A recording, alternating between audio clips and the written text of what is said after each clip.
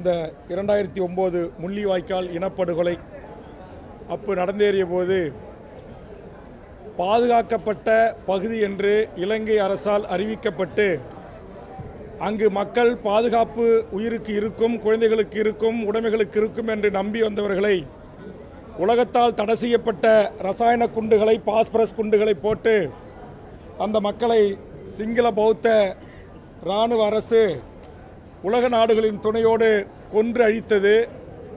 இந்த படங்கள் இதுவரையில் வெளிவராத படங்கள். வருகின்ற 15ஆம் தேதி ஐக்கிய நாடுகள் சபையில் 160 நாடுகளைச் சேர்ந்த மனித உரிமை செயல்பாட்டாளர்கள் ஒன்று கூடி புதிதாக கிடைத்திருக்கிற இன்னும் வெளியிடப்படாத ஆவணங்களுடன் சேர்ந்து இப்படி ஒரு மாபெரும் இனப்படுகொலை செய்த சிங்கள பௌத்த பேரினவாத அரசின் அதிபர் ராஜபக்சே, மகேந்திர ராஜபக்சே, பசில் ராஜபக்சே, கோத்தபய ராஜபக்சே, இராணுவ தளபதி பொன்சேகா உள்ளிட்ட அவர்கள் மீது மனித இன படுகொலைக்கு உரிய சர்வதேச நீதிமன்றத்தில் விசாரணை நடத்தி உச்சபட்ச தண்டனை பெற்றுத்தர வேண்டும் என்ற நோக்கோடு எமது தமிழீழ உறவுகளும், இலங்கை தீவில் இருக்கிற ஜனநாயக சக்திகளும், உலகம் முழுவதும் வாழ்கின்ற தமிழர்களும் தொடர்ந்து ஐநா அறமன்றத்தின் முன்பாகவும் உலகத்தின் பல்வேறு நாடுகள் முன்பாகவும் கோரிக்கை வைத்து போராடி வருகிறார்கள். ஆதலால் நான் நேற்றைய தினம் சட்டப்பேரவையில் மாண்புமிகு தமிழக முதலமைச்சரின் கவனத்தை ஈர்த்து அந்த இனப்படுகொலைக்கு சர்வதேச நீதி விசாரணை வேண்டும் என்கிற வரலாற்று சிறப்புமிக்க ஒரு தீர்மானத்தை நிறைவேற்ற வேண்டும் என்றும், அந்த இனப்படுகொலைக்கு ஐக்கிய நாடுகள் சபையின் ஊடாக ஒரு அழுத்தத்தை தந்து சர்வதேச நீதிமன்றத்தில் இந்த கொலை குற்றவாளிகளை நிறுத்தி, இனப்படுகொலைகளை நிறுத்தி உரிய தண்டனை பெற்றுத்தருவதற்குரிய இந்த தீர்மானம் இந்திய ஒன்றிய அரசின் ஊடாக நிறைவேற்றப்பட வேண்டும் என்று கோரிக்கை வைத்தேன். தொடர்ந்து 1948 இருந்து 2ஆம் தர குடிமக்களாக, 3ஆம் தர குடிமக்களாக சிங்கள பௌத்த பேரினவாத அரசால் நடத்தப்படுகின்ற எம் தொப்புள்குடி ஈழ உறவுகளுக்கு ஒரு சுதந்திர தமிழ் தனி ஈழ அரசை உருவாக்கி தருவதற்கு ஏதுவாக 7 கோடி மக்களை பிரதிநிதிப்படுத்துகின்ற எங்கள் தமிழ்நாடு சட்டப்பேரவை மாண்புமிகு தமிழ்நாடு முதலமைச்சர் ஏகமனதாக அப்படி ஒரு தீர்மானத்தை நிறைவேற்றி ஒன்றிய அரசுக்கும் நீங்கள் அனுப்பி வைக்க வேண்டும் என்ற கோரிக்கையை முன்வைத்தேன் நேற்றைய தினம். அதற்கு சாட்சியாக இந்த இனப்படுகொலை உள்ளடங்கிய வெளிவராத தற்போது வெளிவந்திருக்கிற புகைப்படங்களை அடங்கிய இந்த தொகுப்பை இன்றைக்கு மாண்புமிகு நம்முடைய தமிழ்நாட்டு முதலமைச்சர் அவர்களுடைய கரங்களில் இன்னும் சில நிமிடங்களிலே தர இருக்கிறேன். ஏற்கனவே 2009 கிடைத்த படங்களை தமிழ்நாட்டில் இருக்கிற முதலமைச்சர் உட்பட 234 எம்எல்ஏ கரங்களிலும் கொடுத்தேன். அதே போன்று இந்திய நாடாளுமன்றத்தில் இருக்கிற 540க்கும் மேற்பட்ட நாடாளுமன்ற உறுப்பினர்களும் தலைமை அமைச்சர் கைகளிலே தந்தேன். ஆனால் இதுவரையிலும் எந்த தீர்வும் அந்த மக்களுக்கு எட்டப்படவில்லை.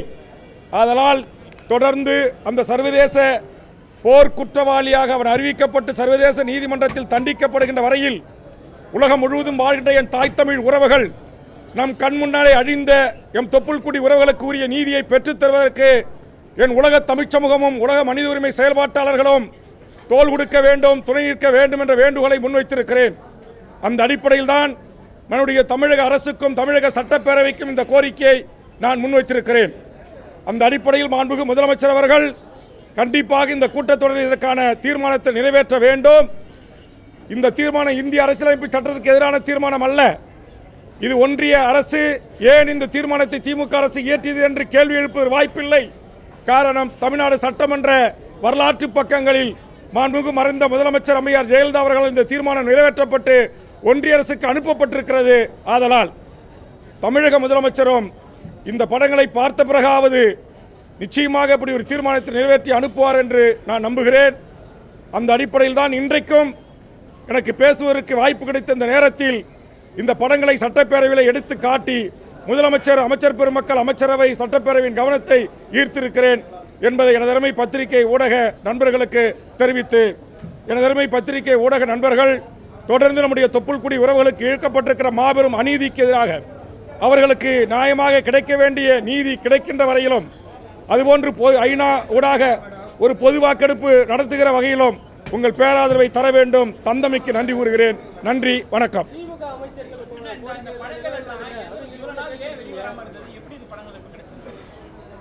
இது இன்னமும் நாங்கள் 15ஆம் தேதி இது கூட ஒரு சிறு பகுதி தான். இன்னும் பல நூறு படங்கள், குறிப்பாக 2009 முள்ளிவாய்க்கால் நடேசன் உள்ளிட்ட தமிழீழ அரசியல் துறை பொறுப்பாளர்கள் புகழேந்தி உள்பட பல்வேறு அரசியல் தலைமைகள் 2000க்கு மேற்பட்டவர்களோடு சரண்டரானார்கள். அப்படி சரண்டு செய்யப்பட்டவர்கள் இதுவரையில் காணவில்லை என்றுதான் அவர்கள் உறவுகள் கோரிக்கை வைத்து காணாமல் ஆக்கப்பட்ட ஒரு கூட்டமைப்பை உருவாக்கி ஐநாவின் ஊடாக அவர்கள் எங்கே எங்கள் கண்முன் காட்டுங்கள் என்று கோரி வருகிறார்கள். ஆனால் தற்போது அவர்கள் அனைவரையும் உயிரோடு பிடித்து இரும்பு பைப்பு ராடர் கடப்பாறைகளை கொண்டு அடித்து கொலை செய்திருப்பதாகவும் பல பெண்களை பாலியல் வல்லுறவுக்கு தொடர்ந்து பயன்படுத்தி பல மாதங்கள் வைத்து பயன்படுத்திவிட்டு உயிரோடு அந்த என் தொப்புள் கொடி உறவுகளை சுட்டு படுகொலை செய்திருப்பதாகவும் அதிர்ச்சிகரமான தகவல்கள் தற்போது கிடைத்திருக்கின்றன. அப்படி கிடைத்த அந்த புகைப்படங்களோடு வருகின்ற 15ஆம் தேதி அங்கு நடைபெறுகின்ற அந்த மனித உரிமை கூட்டத்தில் நான் கலந்து கொள்வதற்காக இந்த முக்கிய சாட்சிகள் ஆவணங்களோடு நான் சுவிட்சர்லாந்தில் இருக்கிற ஐக்கிய நாடுகள் சபையில் செல்ல இருக்கிறேன்.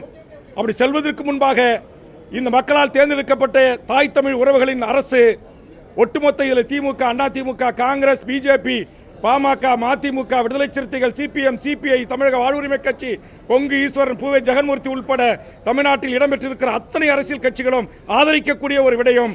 ஆதலால் இதற்கு தீர்மானத்தை நிறைவேற்றி அனுப்புகின்ற போது இது சர்வதேச அளவில் அந்தந்த நாடாளுமன்ற உறுப்பினர்களோடு சேர்ந்து இதற்கான ஒரு லாபியை செய்வதற்கு தமிழர் கரங்களில் இந்த தீர்மானம் வலு சேர்க்கும் என்கிற அடிப்படையில் தான் நான் முதலமைச்சருக்கு இந்த கோரிக்கையை முன்வைத்திருக்கிறேன். இராணுவ முகாமுக்குள் தமிழர்கள் அங்கு இன்றும் முற்றுகைக்குள்ளாக இருக்கிறார்கள். இன்னும் 3 ஒரு இராணுவ வீரர் நின்று கொண்டிருக்கிறான். இன்றும் அவர்கள் காணிகள் பறிக்கப்பட்டிருக்கின்றன. இன்னும் அவர்கள் சிறை கொட்டலில் அடர்ந்து கிடக்கிறார்கள். அந்த சூழலில்தான் அந்த மண்ணில் இருக்கிற எமது ஈழ உறவுகள் இது போன்ற கிடைக்கின்ற ஆவணங்களை உடனுக்குடன் வெளியிட முடியவில்லை. அதை தமிழ்நாட்டு இந்தியா ஒரு ஜனநாயக நாடு, இந்த மண்ணிலிருந்து என் தாய் தமிழ் உறவுகளுக்காக 2009க்கு பிறகு ஈழ இனப்படுகொலையை பலர் மறந்திருக்கலாம், ஈழ இனப்படுகொலைக்கு நீதி கோர பலர் மறந்திருக்கலாம். ஆனால் தமிழக வாழ்வுரிமை கட்சி இதை எங்கள் கட்சியின் பிரதான கொள்கைகளாக ஒன்றாக நாங்கள் வைத்திருக்கிறோம். அந்த அடிப்படையில் எத்தனை இடர்பாடுகள், இன்னல்கள், துன்பங்கள், துயரங்கள் வந்தாலும் அத்தனையும் தாங்கி நின்று எம் மக்களுக்கான அந்த இனப்படுகொலைக்கு நீதி கோருகின்ற எமது தாய் தமிழ்நாட்டு உறவுகளின் தொப்புள் குடி உறவுகளான ஈழத்தமிழர்களுக்கு தோளோடு தோள் நிற்போம் என்பதற்காகத்தான் நான் தொடர்ந்து இதற்காக போராடி வருகிறேன். நன்றி, வணக்கம்.